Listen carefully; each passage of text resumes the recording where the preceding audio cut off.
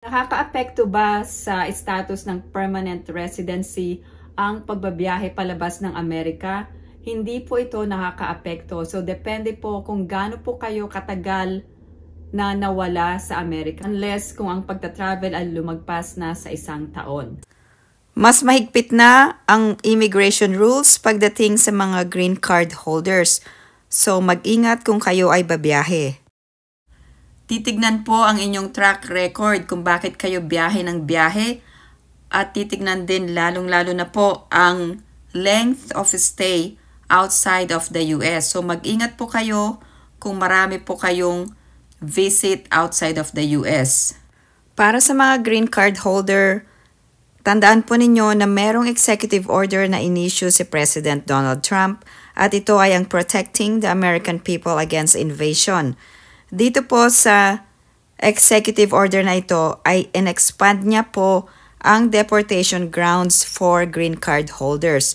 So mag-ingat po kayo kung kayo ay isang green card holder dahil pwede po kayong ma-deport kung meron kayong na-commit na mga deportable offense based on crimes of moral turpitude or aggravated felony.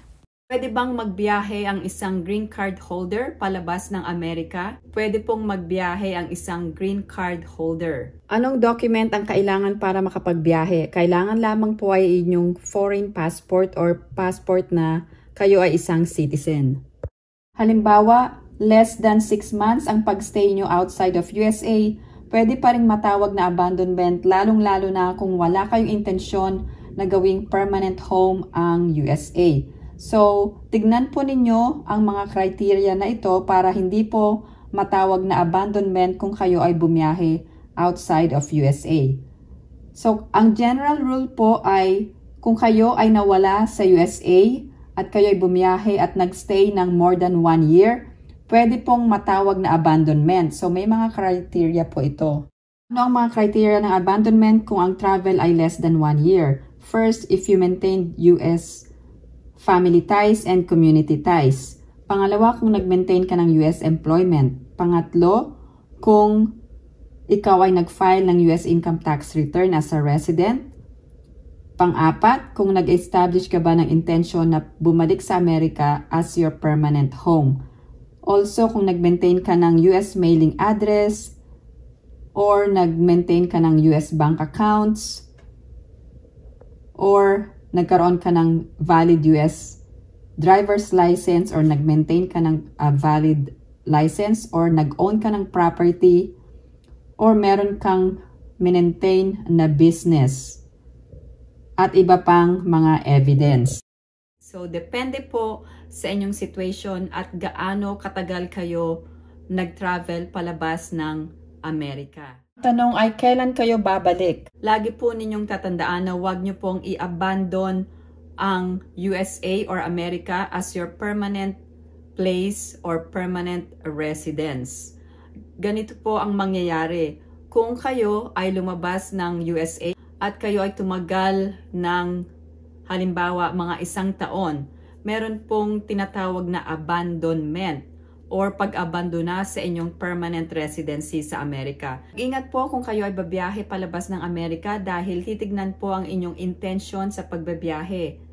Kung kayo ay babiyahe palabas ng USA or Amerika at kayo ay mayroong trabaho sa abroad. For example po, meron kayong trabaho sa Pilipinas pero meron kayong permanent residency, kayo ay green card holder sa Amerika, pwede pong tignan kung bakit kayo ay hindi makapag-stay sa Amerika. Kung frequently po kayong nagbabiyahe palabas ng Amerika at titignan po ang inyong situation.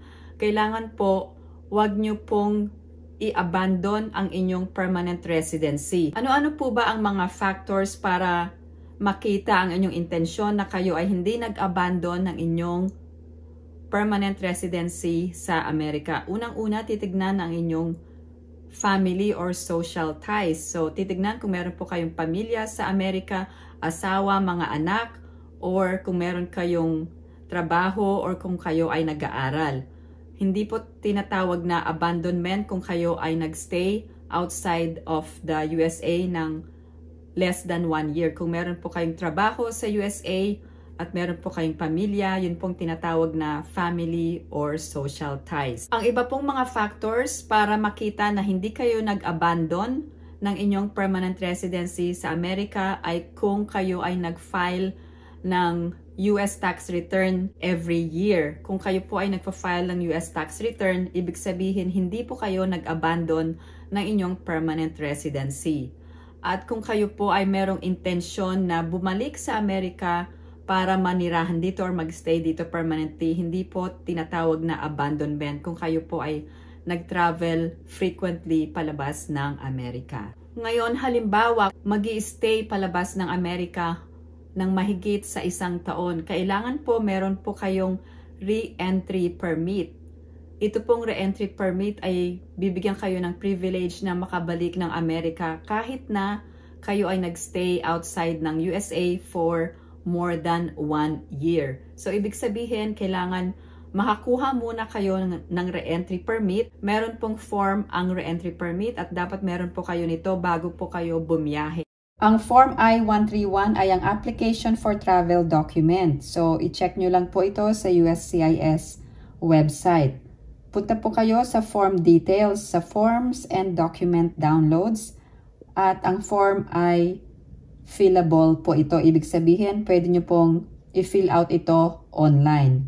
Pwede rin po ninyong i-print muna at fill-upan po. Pero mas madali na i-fill out nyo po ito online.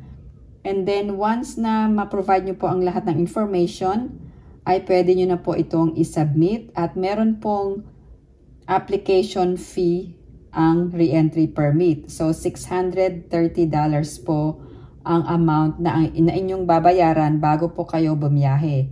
So, pag na-approve po ito, pwede na po kayong bumiyahe. Itong re-entry permit ay kailangan nyo po bago po kayo magbiyahe para makakuha po kayo ng admission at hindi na kayo kailangan mag-apply ng returning resident visa. Ang re-entry permit ay hindi isang guarantee na makakabalik po kayo ng Amerika, pero ito ay makakatulong sa inyo para ma-establish ang inyong intention na makapag-permanently reside sa US. So marami pong Pilipino ang nagtatanong, so ano po ang paraan para makabalik ng Amerika kung kayo ay nagstay ng more than 1 year at hindi kayo nakakuha ng re-entry permit? Ano-anong mga dokumento ang kailangan para kayo ay makabalik sa Amerika? Unang-una, kailangan ang inyong foreign passport. Pangalawa, ang inyong US green card. At pangatlo, ang inyong US driver's license. Paano kung ang inyong green card or permanent residency card ay nawala or ninakaw habang kayo ay nasa abroad?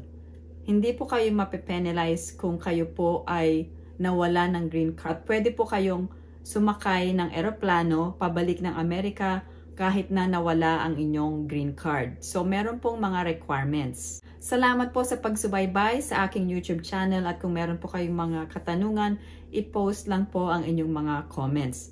Salamat po at thank you for liking and subscribing to my channel.